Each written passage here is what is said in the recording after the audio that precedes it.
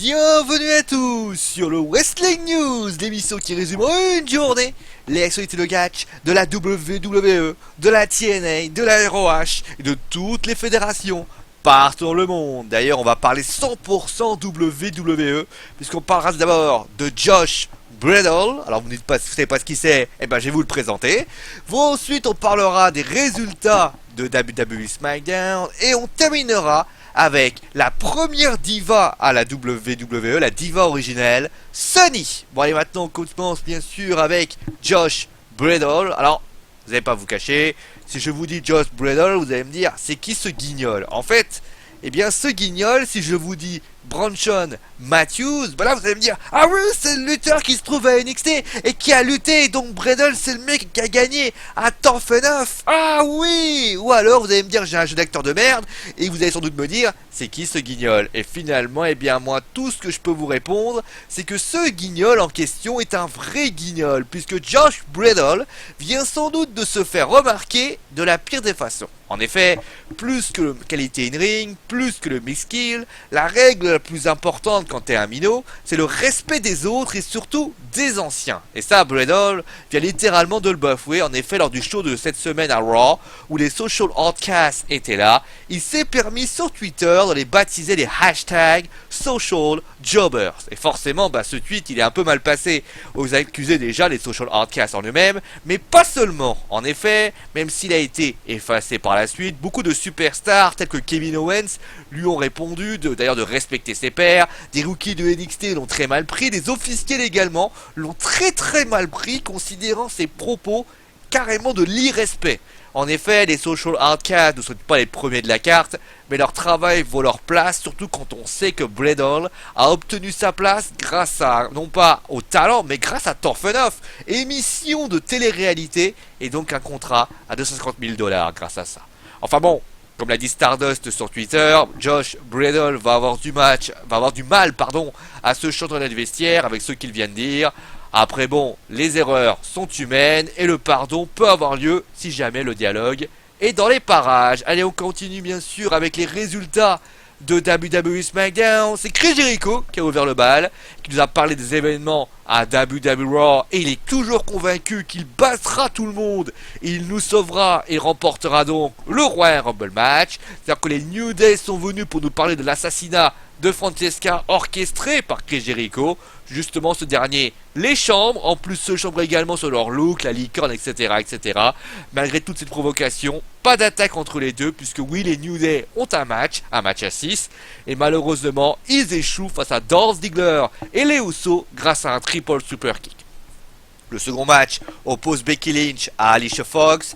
Victoire de Becky par soumission. A noter que Charlotte et Ric Flair se trouvent à la table des commentateurs. Le Miss TV a alors lieu entre Ambrose et Kevin Owens. Nous parlons de leur last man standing match. Et ça a complètement dégénéré. En effet, excédé du manque de respect à son encontre, le Miz s'en est pris à Dean Ambrose, qui a fini par le calmer avec un Dirty Deed sous les yeux de Kevin Owens, qui s'était barré. Le troisième match voit la victoire de Bray Wyatt contre Ryback face à un Sister Abigail. Et pour la troisième fois en 3 matchs, Titus O'Neil a battu Stardust grâce à un clash of the Titans. Et enfin le main event, Roman Reigns contre la League of Nations, c'est un match handicap. D'ailleurs, avant le match, Roman a dit qu'ils en sortira vainqueurs ce soir, tout comme il sortira vainqueur du Royal Rumble match, soit 29, 30, 57. Lui, son objectif est de remporter, de conserver sa ceinture, et il a réussi, puisqu'il a gagné, mais par disqualification suite à une offensive non autorisée à la League of Nations. Finalement, ça part en vrille, et finalement, après une intervention des Usos, je veux dire sans succès, Roman revient, mais se fait surprendre par l'arrivée de la Royal Family et un Sister Abigail de Bray Wyatt en prime, concluant le show. Allez, on va terminer maintenant avec Sunny. Et oui, la première diva originelle est quand même une diva assez curieuse, faut quand même le signaler.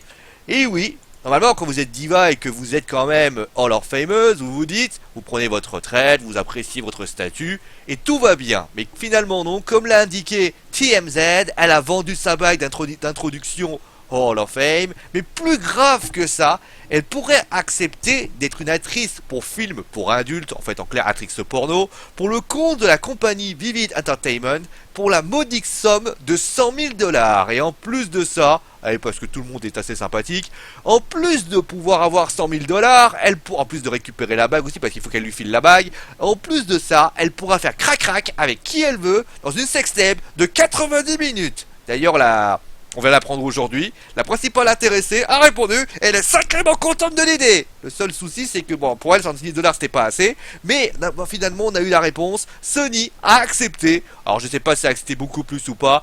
Mais vous savez quoi? En tout cas, moi, je peux vous dire un truc. C'est que si t'as besoin de conseils, ma petite Sony, demande à China. Parce que c'est vrai qu'en nouveau labourage de rondelles, elle en connaît un rayon. Bon, en tout cas, c'était la fin de ce Wrestling News.